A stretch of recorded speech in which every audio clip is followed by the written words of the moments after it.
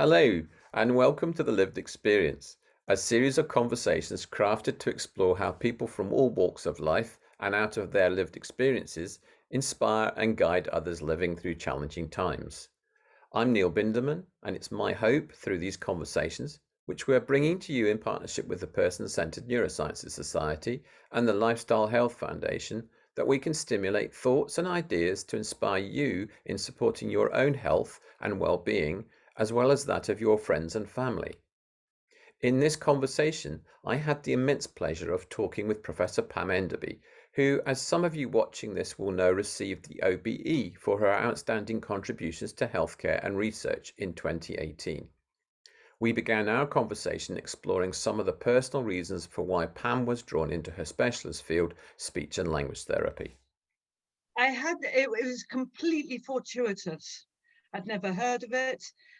I went to a convent boarding school, and the nuns at that time felt there were two careers for a woman, one being a good wife, failed on that front, and the second one was being a nurse. Those were the two options, or if you had a special calling, going into their calling. So we didn't have very much careers advice at all. And I decided maybe I'd go into teaching. And I applied to various teaching training colleges and didn't get an interview. Then I got an interview with speech therapy. So I read up a little bit about it. That was always a good idea. And I've always had a bit of a gob on me. So people felt that this might be a good profession to go into. And I got interviews, but wasn't selected for any of them, probably because I spoke too much. And anybody with a speech problem would never have got a word in edgeways. Anyway, finally, I was offered a place at what was then called the Aldry Fleming College of Speech Therapists, which was in Hampstead, and hated the training, absolutely hated the training. Dreadful. I tried to start a students' union. I was so stupid because the head of the college, who did a lot of the teaching, asked me why I wanted a students' union. And I told her because the teaching standard was so poor. This was to the principal of the college, who did most of the teaching. How stupid was that? Anyway, but the first week that I got a job, I loved it. From day one, I loved it. Wow. But I really nearly didn't go into the profession. When I got into the college, I nearly didn't complete. So it was against the odds, really. But I loved it from day one. And I was very lucky. I went to work in a place in Greenwich, which was the newly built Greenwich Hospital. And people were just so wonderful and supportive and encouraging and made you feel you were doing a worthwhile job. And I was trying to read a chapter about the patient, the condition that the patient was, just before they came in the door. You know, I was having to really be one sentence ahead of whatever I was doing. But it makes you want to learn. Yes. Was there anything in your upbringing that made you sort of think about this?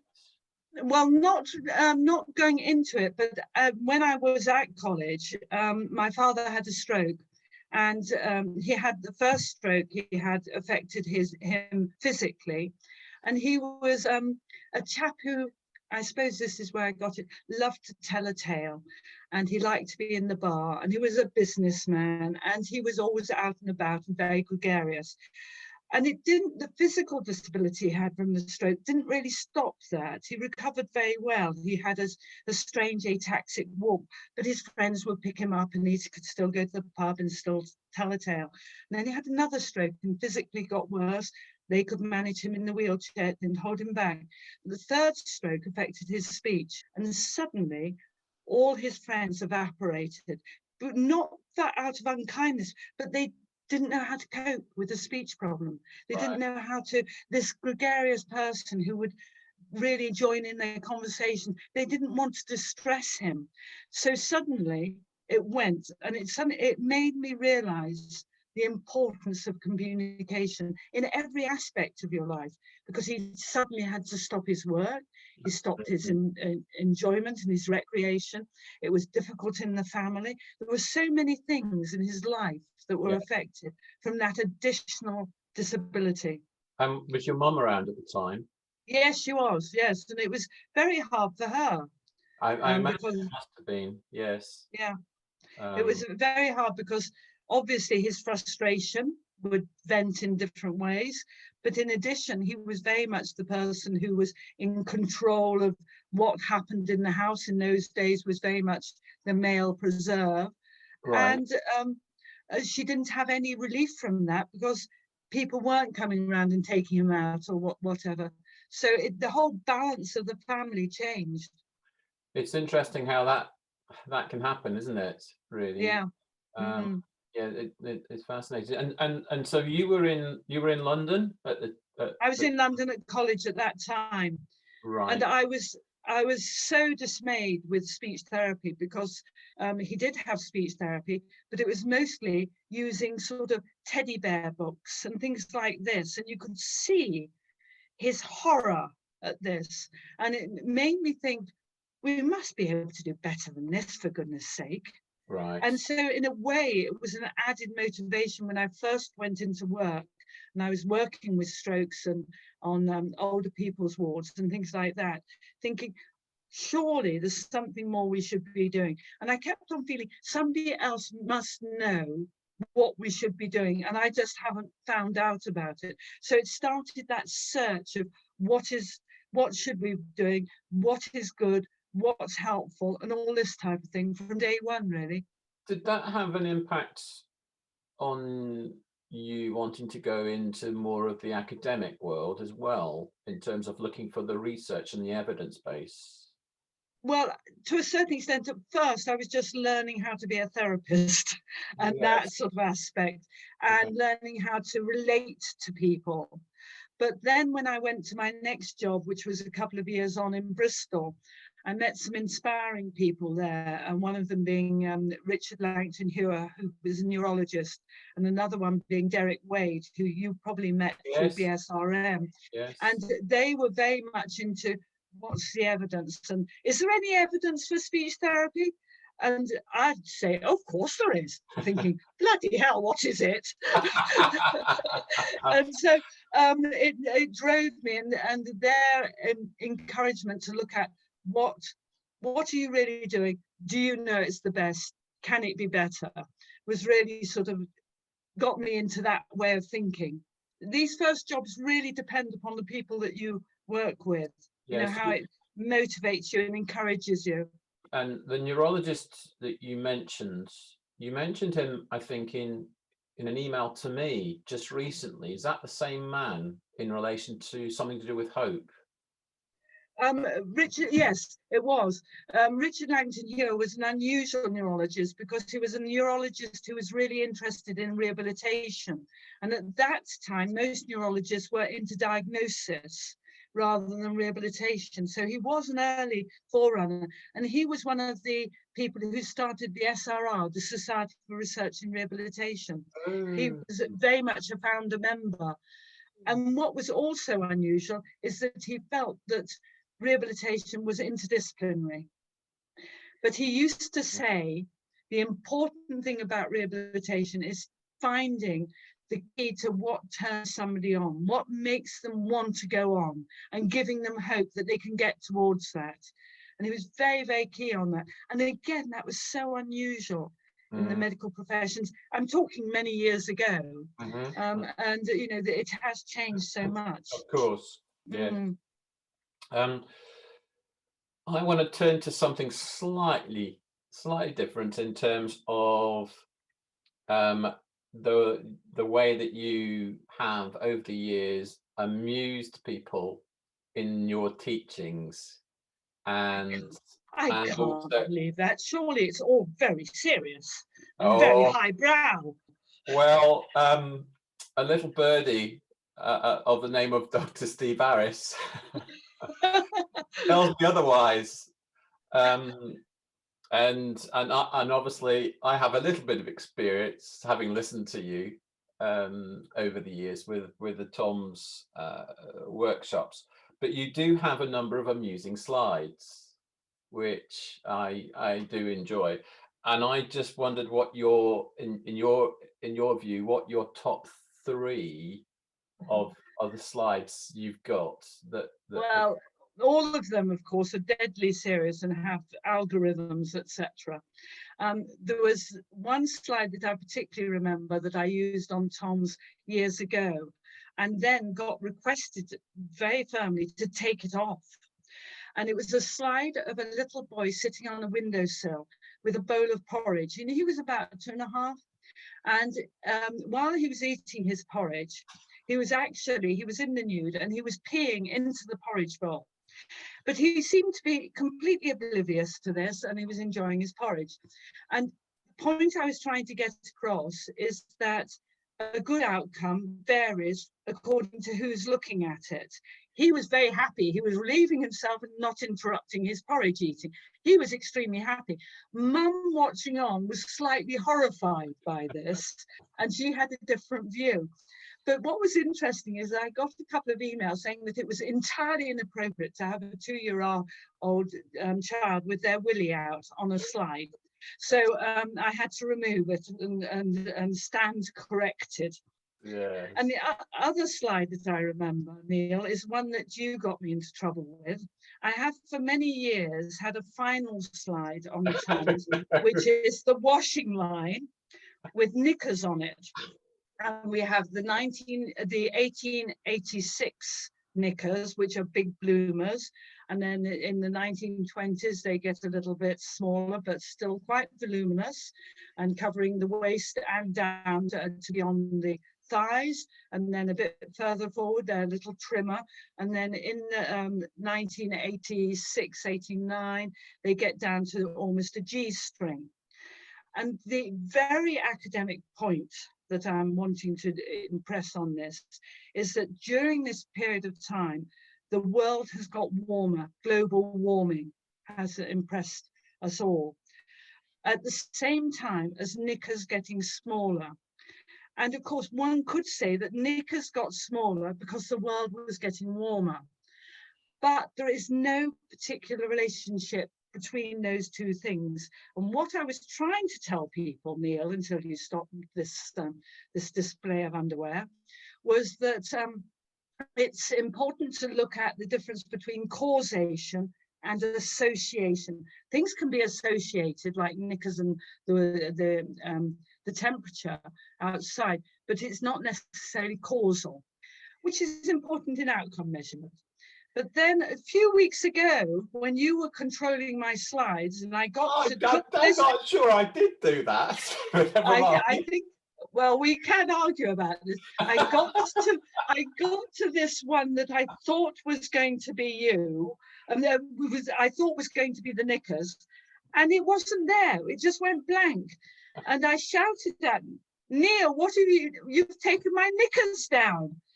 And you looked rather horrified, but not as horrified as all the people in this virtual workshop who thought we were in the same room and knew they were going to be entertained in a different way. So it's a shame. That's a favourite of mine in a way. In terms of the encounter, it was when it happened. It was hilarious. It was just such a shame that this very academic point that I was going to make was overcome by chortling. Yes. and is there a third? No, there's no more that's worth retelling. No. Okay. Well, you can't really top that one, I suppose. And in terms of your kind of moments in lecturing and teaching, are there any that spring to mind that were kind of main highlights in whether it's? Well, I always find that and one of the things I miss on the workshop, having real workshops, is usually whatever teaching you do, if you're in the same room with people, you learn so much because you can see a reaction and you can pick up on that reaction. Why didn't you quite follow that? Or why do you not feel that's true? Tell me about that. And you don't get that in a virtual workshop in the same way, which is an awful shame. And so, but I mostly, I would say nearly always, find that I learn something when I'm teaching. Sometimes it's because I've had to look something up for the teaching, and that's fair enough. But very often it's because of a person's reaction or what they want to expand on. And Hmm. that makes it really rewarding for the teacher or the lecturer, rather than just being, oh, this is me regurgitating whatever comes out. So, I think you've said something that is quite fascinating for for me in terms of um, you go into your teaching in a way that you said you're going in, you're going to learn something. mm, So you're very open to the fact that you are also going to learn from the people who you're teaching. oh, definitely, And definitely. And and that's a skill. I think is that something that you think is one of the reasons why you do speech and language therapy as well, or well, it's probably because it's in rehabilitation. I've broadened it out from speech and language therapy to rehabilitation, and I've always had the fortune of working with great colleagues in physio and OT and dietetics and many others. And none of us, when you meet a patient that requires our services, none of us know that the answer that's right for them. So it is always a position of sort of learning as well as, and that there's no sort of flow diagram. You do this, then you do that, then you do the other. There is nothing like that in rehabilitation. You might need to start it further down the line, or you may have to go further back, or you may have to actually hold back until there's a certain point. And that's what makes it constantly fascinating. I can't think that anybody would go into this and not be interested. Mhm. Do you have any particular moments from the teaching that you've done, even at university, from maybe a student that springs to mind from teaching that you that sort of has had an impact on you in any way? Well, so many things, but what is fascinating is so many students, and it's interesting we're talking about this now because I think this is even more pertinent. So many students bring their own life, well, they all bring their own life history, and which affects their views and what they feel is important, what's not so important. And it's interesting how many people have gone into their profession because of a family experience and seeing what that is.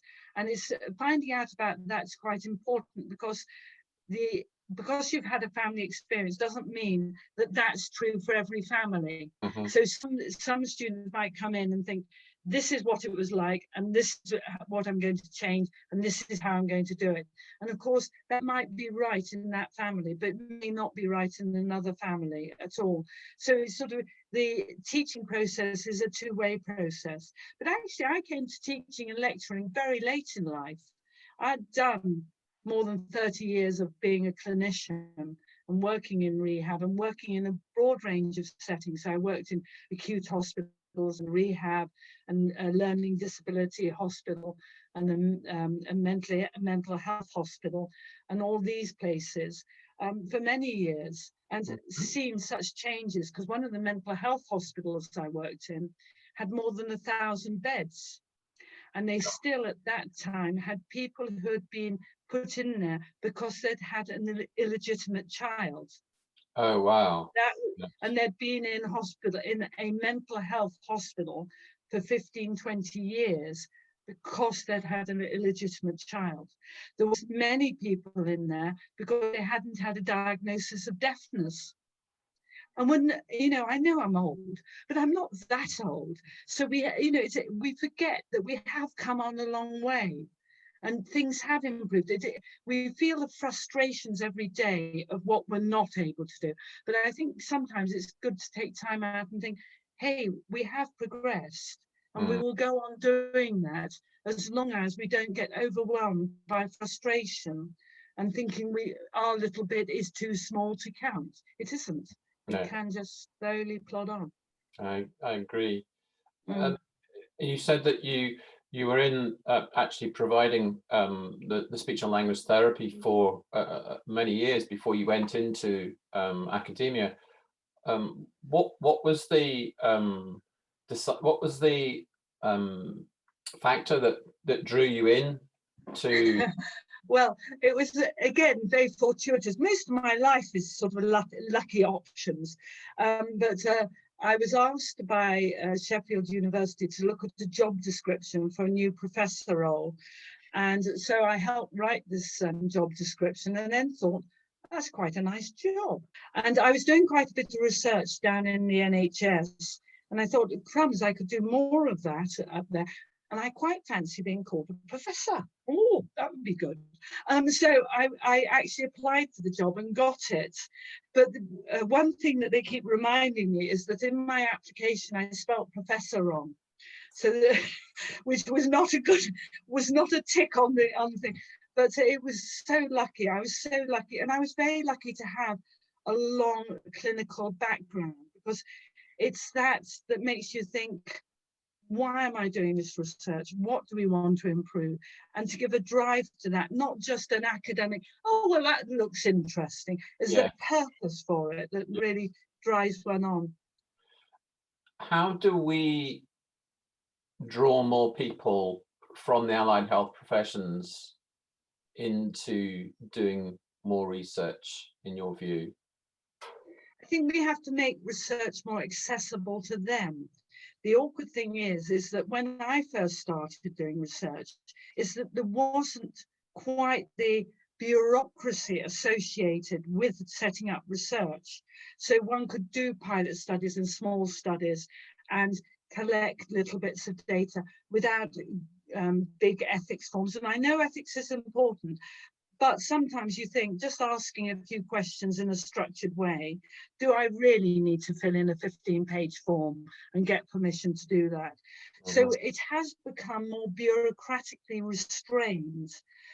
In addition, I think some of the methodologies that are now seen as important stop people from starting.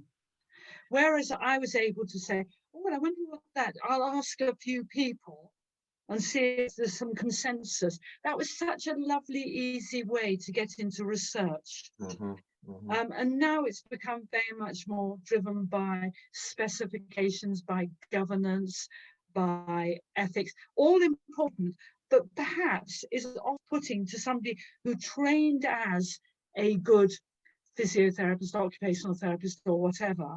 It looks like a big hurdle before you start. And so I think we should try and make things more accessible. Yeah. And in terms of your long-term interest in outcomes and outcome measures, what drew you into wanting to develop something like the therapy outcome measures? It was almost on my first day of working in the hospital in Bristol, which was the Frenchy Hospital, had a very large cleft palate unit. And suddenly, having never seen a person with a cleft palate or a child with a cleft palate, I was suddenly involved in that. And I wanted to see what this previous speech therapist had done and what the pre-outcomes were. What did she do, and did it work? And it horrified me that that unit had been going for 20 odd years, and there was no data that could help me pick up and think, oh, those people with that particular problem, she did that and it seemed to help in that way. And it was just really to help me start where she had left. And there was nothing like that. There was no data. So we didn't even know in those days how many patients were referred to speech and language therapy. And yet the department had been open for years. We didn't know what were the types of problems referred. So it's very basic. So it started off with, let's just get to know what we're doing. Let's have a good register. And it started off like a register. You know, this person was referred by this, they're that gender, they're that age, and we treat them 5 times. Mm-hmm.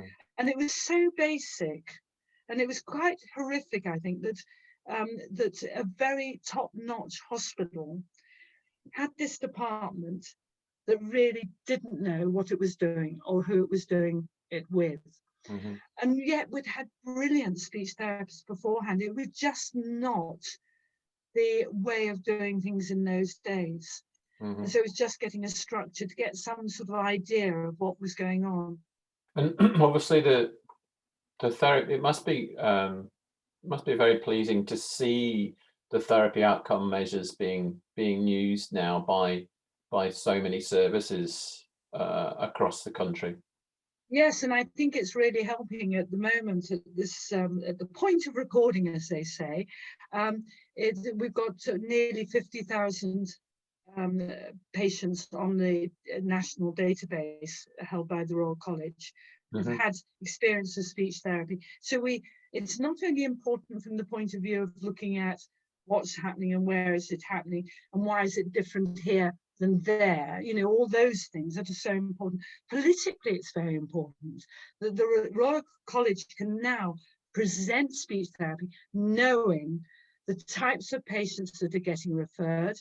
Is there equal access over the country? How long are people being treated? What are they like when they're discharged? It gives them so much power to have some numbers. Yes. We've depended upon the anecdote for a long time. And previously, people would talk about the severity of the speech disorder or the language disorder, or swallowing. But actually, speech therapy is only one bit of that and attending to that. You know, it's trying to reduce the anxiety of the mum is an important part of speech therapy. And we had no data on that to begin with. We had no data on how many people that have this particular speech and language problem can't access work, Mm-hmm. don't have recreational opportunities, all those things that therapists of all types really help. So we had some data on what we do for the disorder, but that was only one bit of what I felt was the picture. And I'm delighted now that we do have a better picture of our impact. That doesn't mean to say that in the future we don't need to gather something else Yes. to reflect the future. And the Toms, I think, is right at this time, but I don't think it necessarily be right forever. Yes. You know, we might well need to gather other information as disorders changes, interventions changes, surgery changes, drugs change, etc. It's interesting. Obviously, there are many services using it, but there are still we're still hearing that there are reasons people are, or we're hearing that they've decided not to take it up because they've had concerns, perhaps from the therapist or clinicians, that it may have a bias, given that they are the ones who are doing the actual measuring. Is there any? You have any thoughts on how we could get the therapist to address that that issue? Yeah, there are quite a few barriers to people taking up the Toms. One of the barriers is to do with the databases that they're presently using, and a lot of therapists, despite the digital promises for encouraging everybody in different services to have access to digital records, etc. There is still an awful lot of allied health professions who have very poor systems or systems that don't accommodate their particular interventions, etc. So that's one big problem. The other big problem is that a lot of people put data in and it goes into a black hole and aren't able to get data out in reports. So they can't check, is it really reflecting what we think feels right? And it's so frustrating when you do see a report that doesn't feel right to you. It doesn't encourage you to go on with it. So we have to look at how can therapists put data in and get reports out that then inform them. And then they might think, hey, yes, that's right. Or, yeah, we knew that was a little bit weak or something like that. That's encouraging to go on. But you're right that some people feel that if you are doing it, doing a view on somebody, and you are that therapist, surely you would be slightly biased to showing that the second score was better than the first score. Well, that's true of virtually everything we do in the NHS, is that there's a clinical judgment with regard to things improving or not improving. And we all, as therapists, would be discussing this with the patient. Do you feel you're improving, or what are the problems now, hopefully? But the key thing is having good ways of making sure that your judgments are similar to your colleagues' judgments on a particular issue. And that's why the descriptions in the TOMS have had to be defined for many different conditions. Because if I said, oh, this person's got a moderate dysphasia, am I sure that that term moderate is the same as my colleague's view of moderate? And we use that term moderate more than we use severe or mild. So it covers a big spectrum. So the thing that Tom's really had to do was define, what do we mean by severe? What do we mean by severe moderate? What do we mean by moderate? What do we mean by moderate mild? What do we mean by mild? So that we can all agree that. And then hopefully we get the reliability, and that assists. Yes. The other thing that can help with regard to checking on bias is comparing one service with another service and thinking, why are they getting people that are doing so much better? Is it because, in fact, they've got more support, or they do more treatments, or they've got a club associated to encourage conversation or whatever? Is it what they're doing, and is it distinctly different? Or is it because they actually need to check on their reliability, and they might have some people who have got more of a dove-like approach rather than a hawk-like approach to scoring? That's interesting, because maybe you could also compare the nature of the problem the patient presents with between the two services like that. So absolutely, yeah.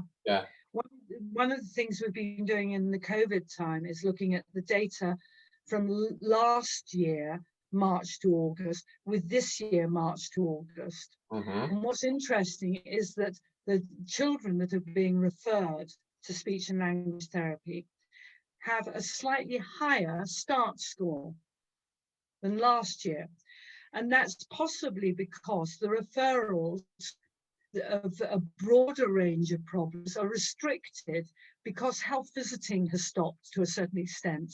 And health visiting, of course, often picks up developmental problems in families that might have social disadvantage, and they will encourage, whereas perhaps the children who are a little bit more able are being referred because it's more obvious that the problem is that they're not silent children or whatever. So people might not be quite so worried, but a little bit concerned, and able to take them to, or ring up the GP or ring up the speech therapist. So it could be showing that people at social disadvantage are particularly disadvantaged in accessing developmental clinics. So that's just a thought. Now, that's just speculation, but it goes along with some of the other things that we're hearing, is that people in social disadvantage are having a higher impact on losing their job, on having difficulty with accessing education because of the internet not being available in their house, and things like that, not being able to get information on what services are available. So there's lots of knock-on effects that are complex, but we can just look at what's the impact on speech and language therapy, what's the impact on physiotherapy, what's the impact on OT. And that's very useful because nobody at government level is going to be looking at that detail. So we have to look at that. Yes. I'm just going to come back a little bit more towards sort of the some of the maybe some of your favorite moments as well, and whether there'd be one question I've got in front of me here really is what would be your most significant achievement today across all aspects of your work? And what, if anything, would you still wish to achieve? Oh, goodness gracious. Well, coping with you, of course, is one of the great. uh, I think the three things that took a lot of effort, and I feel it's embarrassing. I feel slightly proud of. Is one is the AAC services and setting those up and sort of encouraging the technology to support people with communication disorders, and it's so amazing how technology has really improved. But the thing that's disappointing is the getting the technology to the right person and then giving the support and training so they can really use it. So there are still challenges there, but we've come such a long way.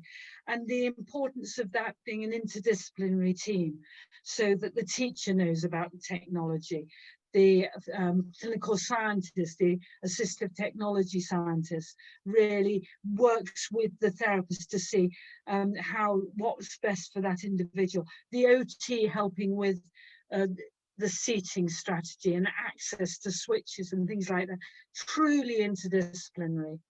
And the thing that I think services find difficult to understand is that it's ongoing. Most people that require AAC will require AAC for the rest of their lives, from young to old. And those services have to go on supporting those individuals because technology changes Yes. so much. And I remember the Canon communicator that you strapped to your arm, and you typed something out, and a piece of ticker tape came out, and you tore that off and gave it to the person. But one of the best bits of was called, I can't even remember what it was called. It was a device that the message came out on an LED and a brooch. So you typed, and the message came across the top of your bosom. If you had an ample bosom, it was even better because you could display more, not of the bosom, but of the message. But what was it? We were piloting this, and the power pack, the battery pack, had to be hung on the waistband. And in those days, batteries were big. And the first message I saw coming out of this communicator was, "My trousers are coming down." Because the battery pack was just slowly sort of making it feel less and less secure. So that was one of the first messages on that particular communication aid. So that's one bit. The other bit, of course, was the equal pay case that went on for 14 years. And there are quite a few tales of that, but life's too short to tell you now about them. But it was just a long slog. And I think it's one of the things that I think is the importance of just keeping going sometimes, just keeping going. It wasn't stressful. The press kept on saying, has this sort of been terribly stressful? And I really disappointed them by saying, no, it isn't. But isn't it interesting that men are paid more for doing virtually the same thing as a woman? I couldn't understand how people would not see that that was ridiculous. Yeah. And I think at another time, if you got a few people around a table with a cup of tea, it wouldn't have taken 14 years, it would have taken 2 hours to say, look, this is daft. It was probably appropriate before in a different culture, in a different mindset, but perhaps we should be working to get out of this and let's have a strategy. And we shouldn't have needed to do 14 years and go to Europe and all that sort of thing. But we didn't. The thing that frustrated me is that then it got into, the NHS owes an awful lot of money to these women because of years of back pay. If we'd got at the beginning and say, we will work towards it, I don't think they would have had to spend so much money, and it would have been much less acrimonious. You're probably absolutely right there. Yeah. Last question, you'll be pleased to know. It's actually to do. It's more back to the sort of the patient side, and I just was wondering, what would be one thing that you have learned from your numerous patient interactions that altered your approach to your patient care in the years? Well, there's not one, there's so many, Right, and you learn. right. And I think the interesting thing is, I can't say one person because it's all the time, and it's always the surprise. Some of the things that have really taken me aback is when I've been doing something with a good intention and it's been taken as negative, or it's had a negative impact. And it's that sort of, that makes you sort of be a little more cautious, or a little bit more, um, just think about, is there a different view to this? Remember assessing somebody's vocabulary with the different picture cards, and they put in a complaint, and I was a bit horrified. And they were complaining because they thought that I was testing their intelligence. And it was very clear that I had not made it clear to this individual that I wasn't testing their intelligence, I was testing their vocabulary and just saying which words they found difficult. And so I did that terrible thing of assuming somebody was understanding what I was doing and why I was doing it. And that was a very good lesson to learn, because I think one becomes so familiar with what you're doing and why you're doing it, and you don't realize this is the first time for this person. This is the first time they've been through this thing with somebody in an office. Yes. And it's easy to forget that. I think that's a really lovely way, I think, to sort of come to a conclusion with this conversation, Pam. I'll treasure this for a long time. Oh, for goodness sake, you need to get a life, Neil. No. I said to Eleanor that working with you over the years has been not just a career highlight, but for me, it's been a life highlight. It's been wonderful. Well, Neil, that's very kind of you, but I would like to repeat that you need to get a life.